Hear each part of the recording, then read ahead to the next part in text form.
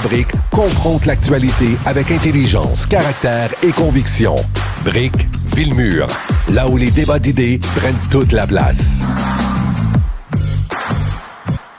Ah, bienvenue tout le monde. 9h, Oli qui est en retard. Tu étais en retard à l'école, toi, c'est sûr que tu arrivais de même à la dernière retard, c'est parce que tu le sais, la transition maintenant se fait extrêmement rapidement entre les deux shows. Puis on travaille fort, Rémi, en arrière pour faire des beaux segments. Oui, non, mais c'est certain. Écoutez, je suis vraiment content de vous retrouver. Je le répéterai jusqu'à vendredi. Je suis tout seul à l'animation avec Oli, évidemment, puis une superbe équipe en arrière. Mais la semaine prochaine, je le précise, Karima Brick arrive. Ça va être l'émission Villemur Brick Villemur. Je leur ai dit, faites donc ça, Villemur de Brick, puis personne ne rit. Genre de vous entendre. C'est pas si drôle que ça, finalement. Ben oui, mais écoute, on s'entend très bien, Karima Brick et moi. On a fait de la radio. Ben oui, on a fait de la radio 2 étés d'affilée. C'est sûr que ça va donner une chimie de fou. Hey, je vais faire quelque chose aujourd'hui que normalement on fait en fin de saison. La saison d'été, c'est lundi à, je sais plus c'est quoi les dates, je pense le 21 août. D'habitude, vers la fin de l'été, à peu près tous les animateurs de radio lancent une question, la suivante: de quoi vous êtes plus capable d'entendre parler?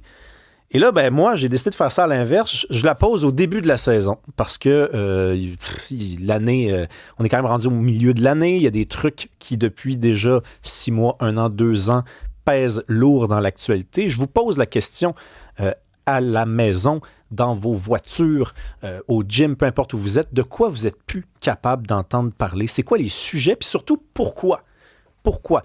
Si j'avais posé la question, Oli, à peu près 99% du monde, il y a 1 an, on m'aurait dit Donald Trump.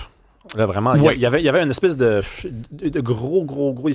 Ça débordait. Moi, personnellement, ça fait 8 ans que je suis tanné, là. Je sais pas toi, mais oui, c'est une excellente question. Puis j'ai pensé à ça quand tu me l'as posé un petit peu plus tôt avant l'émission.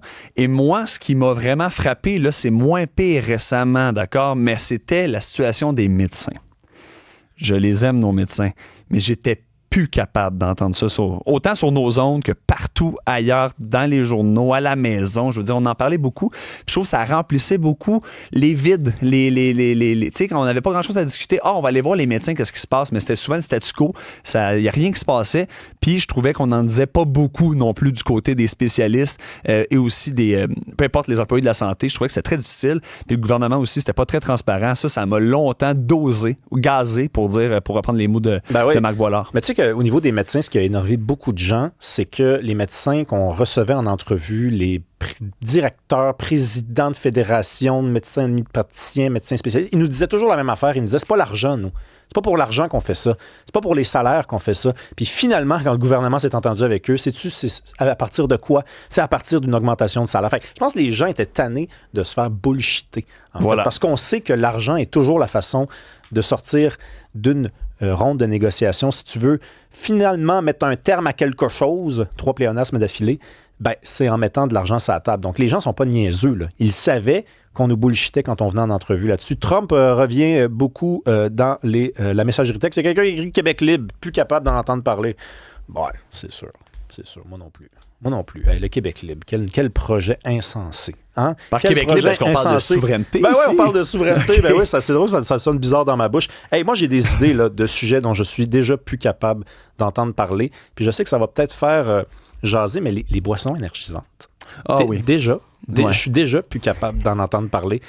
Moi, j'ai reçu les parents du jeune garçon qui est décédé à la suite d'un mélange de médicaments et de boissons énergisantes. C'est des gens bien, c'est des gens qui m'ont touché, c'est des gens qui ont vécu le pire drame qu'une famille peut vivre, que des parents peuvent vivre, perdre un enfant. Donc, je mets ça de côté, là. C'est pas d'eux dont j'ai plus envie d'entendre parler, mais le sujet en soi. Quand l'actualité tourne à peu près juste autour de ce genre de sujet-là, je sais pas. C'est parce que ça devient rapidement pesant. Là, les mêmes choses se répètent, les mêmes spécialistes interviennent pour dire la même affaire avec les mêmes lignes. On fait le tour du sujet assez vite. Les boissons énergisantes, là, ça fait quoi? 2 semaines, puis je suis déjà plus capable. Le prix du gaz, je peux plus en entendre parler. Il a augmenté. OK, c'est beau. On sait pourquoi. Il va baisser, puis il va revenir en avant, puis il va baisser, puis il va augmenter. Moi, ça m'énerve, des affaires de même. Moi, les gens qui travaillent avec moi le savent.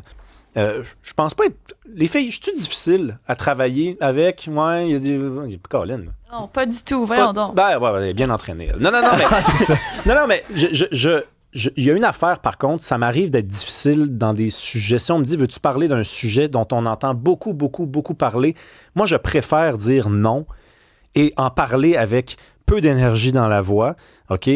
En fait, je préfère dire non qu'en parler avec peu d'énergie dans la voix. Je préfère dire non parce que, de toute façon, les gens en parlent tellement mieux que moi. Le prix du gaz, là, Francis Gosselin, là, il est bien meilleur que moi pour parler du prix du gaz. Non, mais lui, il connaît ça, le prix du gaz. Mais moi, je sais pas. Ça augmente, ça baisse, ça augmente, ça baisse. Ça me pèse, c'est tout. Ça te dose. Sais-tu avec quoi ça venait, le prix du gaz? Un sujet aussi qu'on adore au Québec, les nids de poules.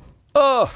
Hein? Les nids de poules. Faut en parler de ça, là. Faut. Ça fait partie des sujets qu'on a roulé beaucoup. Et avec raison, je veux dire, ça touche tout le monde.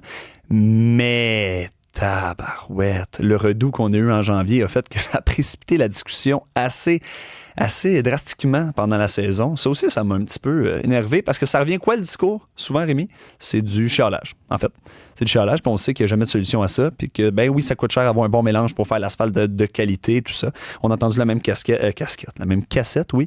Et ça, ouais, c'est un des sujets. Puis je pense aussi dans la messagerie, plusieurs personnes sont un petit peu à bout des familles de poules. Autant d'en parler que des trous en soi. Là. Mais là, on voit aussi, plus capable d'entendre parler, c'est Alex de territoire non cédé quand c'est totalement faux. Je suis Yvan de Montréal, je suis fatigué d'entendre parler de la Palestine. Ben, moi, je suis plus capable d'entendre parler de cessez-le-feu au Moyen-Orient. Quand j'entends dire qu'il y a une négociation de cessez-le-feu, je dis ça n'arrivera pas. Il n'y aura pas de cessez-le-feu. Cette guerre-là ne se terminera jamais. Ça fait 100 ans que ça dure. OK, puis ça, c'est pour ceux qui estiment que ça a commencé en 1947, là, mais ça fait 2000 ans que ça dure.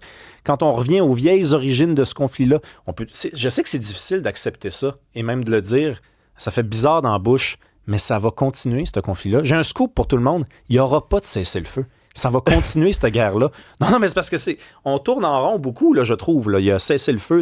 Il n'y en aura pas. Et tu vois, c'est drôle parce qu'Alexandre Moranville, ce matin, dans ses nouvelles, dans les tours de table avec Alexandre Dubé, mentionnait justement que ça faisait la 38e fois que Donald Trump disait « Ah, on est sur le bord. On est sur le bord. Ça va se régler. » 38e fois depuis le début. Donc, en effet, on en parle beaucoup, puis c'est pas loin d'être terminé. Quelqu'un nous dit « Ce n'est pas ici que ça va se régler. » Ah, puis en fait, ça ne se réglera jamais. Donc ça, c'est Alex qui nous écrit ça, effectivement. Les filles en arrière, là, je vous ai demandé de préparer des sujets. Emma, c'est quoi le sujet dont tu n'es plus capable d'entendre parler? Ben moi, c'est comme toi, tantôt, là, tu disais, les boissons énergisantes, ça fait les grands titres à chaque jour. Ça, je suis plus capable.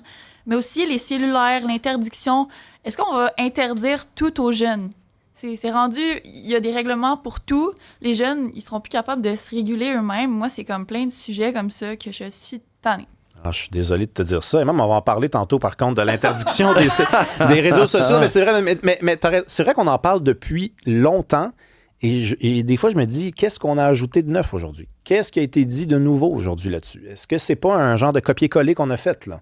Pas grand-chose à date. On a changé la date, là. Ouais. C'est ça qu'on a fait. On a changé la date, mais on dit la même affaire. On va quand même en parler aujourd'hui parce que il y a une conférence de presse à 17h à Ottawa. Il y aura un projet de loi qui va être déposé pour interdire les réseaux sociaux aux moins de 16 ans. On a peu de détails pour le moment, mais on en parle en fin d'émission. Jean-François, à la régie, à la console. L'icône orange, c'est un grand classique, ça. Tu peux t'en d'entendre parler de ça. L'intelligence artificielle, je comprends que c'est important, c'est nécessaire, mais c'est partout. On ne parle que de ça. Et le système de santé, ça fait 40 ans qu'on chiale sur le système de santé. C'est long, là. Mais l'IA, j'y ai pensé, moi, de le dire, mais je voulais rester in. Tu sais, je voulais avoir l'air du gars in. Fait que toi, t'as pas cette préoccupation-là. Non, mais l'IA, effectivement, l'IA, on en parle beaucoup, puis on nous dit, ça va mal finir, cette histoire-là, ça va mal finir, cette histoire-là. Puis on dit quoi d'autre? On dit, ça va mal finir, cette histoire-là également. Marianne Bessette, elle, c'est très particulier parce que quand il y a eu l'espèce de buzz, pour ne pas dire la folie, autour de Taylor Swift, on se rappelle, mais j'en ai fait des chroniques là-dessus, là, plus capable d'entendre parler de Taylor Swift. Elle, Marianne Bessette, à la recherche, elle voulait qu'on continue d'en parler. Ben pas que je voulais qu'on continue, mais dans le sens que j'étais pas tannée, au même titre que je suis pas tannée qu'on parle de Justin Trudeau et Katy Perry. Ce sont deux personnalités connues qui ont t'es l'ex-premier ministre du Canada, une chanteuse hyper connue à l'international. Je vois pas pourquoi, en tout cas. Ben c'est vraiment mon opinion, mais dans tous les sujets que vous avez nommés, je suis d'accord qu'on en parle beaucoup, mais est-ce que je suis tannée qu'on en parle? Non. J'ai pas au point où on dit comme, je suis tellement tannée, je change de poste de radio, j'ai pas envie d'entendre une entrevue là-dessus. Je comprends, mais en même temps, ce sont tous des enjeux qui sont présentement dans notre société, faut qu'on en parle. Si on n'en parle pas, peut-être que les choses vont pas changer. Oui, puis je pense avec le dynamisme aussi, comment on aborde les sujets. Et Taylor Swift, là, je vais te dire, Marianne, quand que ça nous bon, a... vas-y, attends, mais j'ai la petite éditoriale. Quand ça nous a gazé, je pense, c'est lorsque ça s'est rendu dans la télé les dimanches après-midi de football avec l'histoire avec Travis Kelce. Ça a fait beaucoup de publicité, mais là, quand ça rentre dans la sphère sportive et qu'on mêle le tout... Si d'habitude, t'aimes écouter le football puis tu vois Taylor Swift arriver, je peux comprendre, mais là, les gars, je vous avertis, on est le 10 juin, dans moins d'un mois, c'est le mariage de Taylor Swift et Travis Kelce. Fait qu'on n'a pas fini d'en entendre parler, je m'excuse. Magasiner un gun puis des balles, moi là, on va faire quelque chose avec ça. Allez.